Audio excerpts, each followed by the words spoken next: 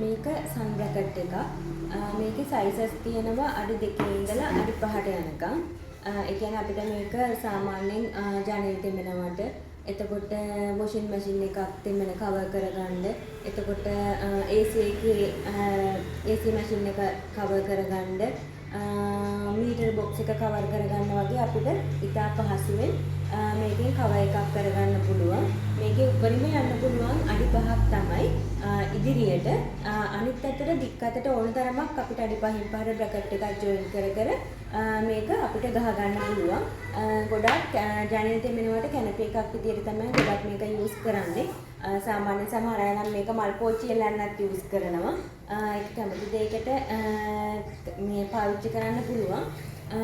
අපි මේ තියෙන්නේ අපි ඒ ආකාරයෙන් නිම කරගන්නමින් පවතින කැනපි එක. මේ තියෙන්නේ අඩි 3 බ්‍රැකට් එක දාලා මේ දිවිඩියට ඉදිරිපසටයි පිටුපසටයි ඇලුමිනියම් බාර් එකක් එනවා මේක නිම කරගන්න.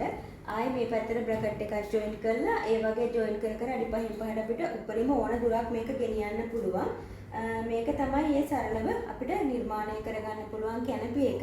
මේකේ මේ ෂීට් කලර් එක තමන් කැමති කලර් එකක් සිලෙක්ට් කරගන්න පුළුවන්. බ්‍රවුන් කලර්, ග්‍රීන් කලර්, එතකොට බ්ලූ කලර් එක එහෙම කලර්ස් තියෙනවා. ඒක තමන් කැමති විදිහට සිලෙක්ට් කරගන්න පුළුවන්. මේක තමයි අපිට ඒ පහසුවෙන් නිම කරගන්න පුළුවන් සරලම කැනපි එක. මේක අපි ගාව ඕන කෙනෙකුට ගන්න පුළුවන්.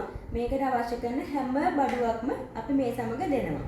ඉතා පහසු මිලකට පහසුවෙන් හැල් කරගන්න පුළුවන් වෙන මේක අපෙන් ගන්න පුළුවන්.